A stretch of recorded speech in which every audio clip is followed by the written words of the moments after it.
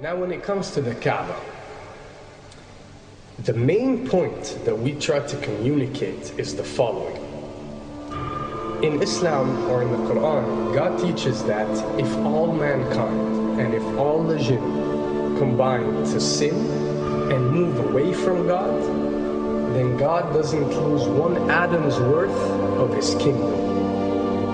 And if mankind and jinn combined to dedicate every second of their life to prayer and to worship of the one God, then God's kingdom doesn't gain one atom's worth as well. What does this philosophy teach you? It teaches you that God is not in need of you, or your practices, or your worships, or your prayers. You are in need of these practices and these worships. You are in need of God and not the other way around. If you can understand that philosophy, then you can appreciate prayers and what they are meant to do, which is basically enlighten you. So when dealing, for example, with the Kaaba, Muslims are required to go and perform Hajj one time in their life, and it's one of the 5 pillars of Islam. Growing up, most Muslims accept this, and most of them do it without questioning, and this is the essence of belief, and this is great. But at the same time, this doesn't mean that if you question or research, you're going to come back with negative or bad answers. The opposite is actually true.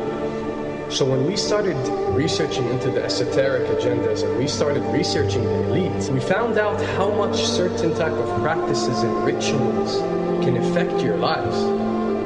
So when we went and placed this on Islam, we developed an even deeper respect for this religion and a far deeper respect for God and the creator of us. So when you go to the Kaaba and you circle around it 7 times, the essence of this worship is not that you are worshiping a stone, or that you are worshiping a house, or that you are worshiping a Kaaba. The Kaaba is merely the focal point or the centerpiece that all Muslims have to unite and focus their energy and prayers towards in a practice that is actually worshiping God.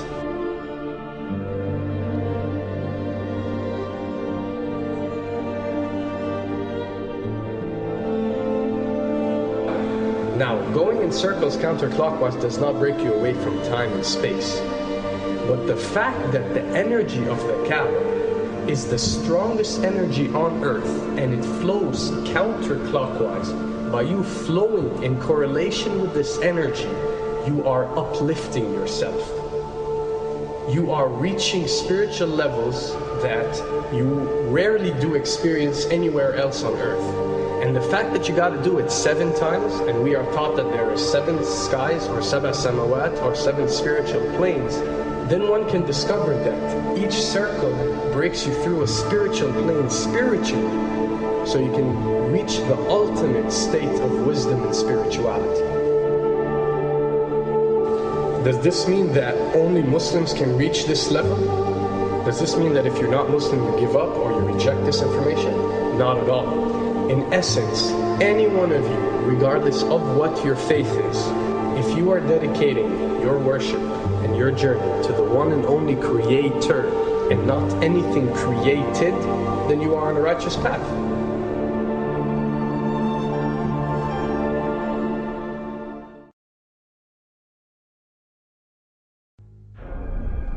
To begin with, the significance of 911.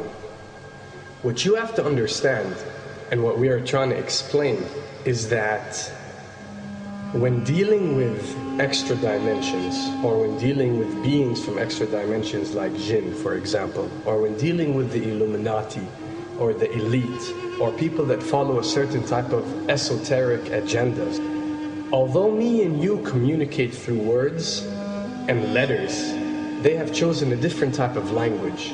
And this is a cross-boundary type of language. This is a language that goes across the boundaries, understood by all.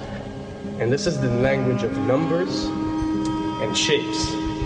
And this is why whenever you do research about these groups, you'll find out that they practice something called sacred numerology and sacred geometry.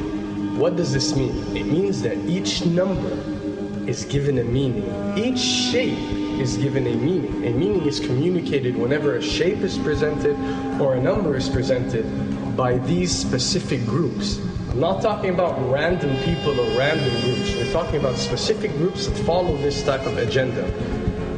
When numbers are used, it signifies a certain type of meaning. When shapes are used, the same is followed. So, in their definition, in a numerological sense, 10 is the Alpha and the Omega, or the God. 11 is a step above God. 101 is a step above God. 911 or 911 is the skipping of God. It is the ultimate challenge. It is going from number 9, which has a specific meaning, to number 11 without going through 10.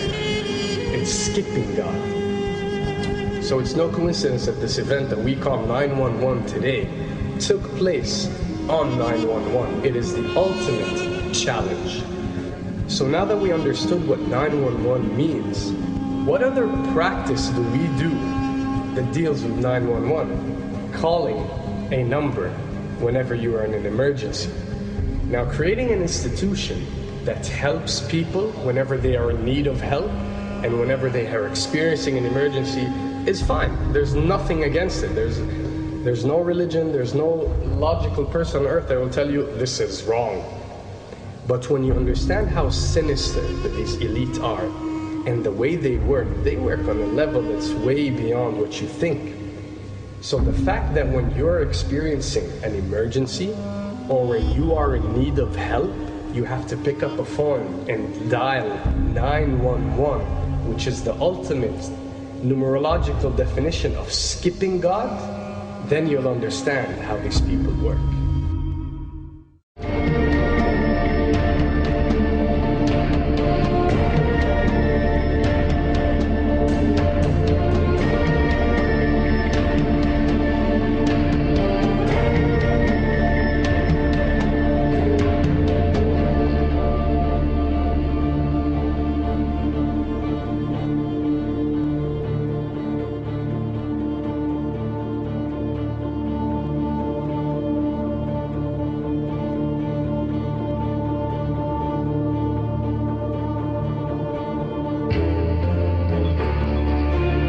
And when dealing with rituals, you recognize that everything adds up.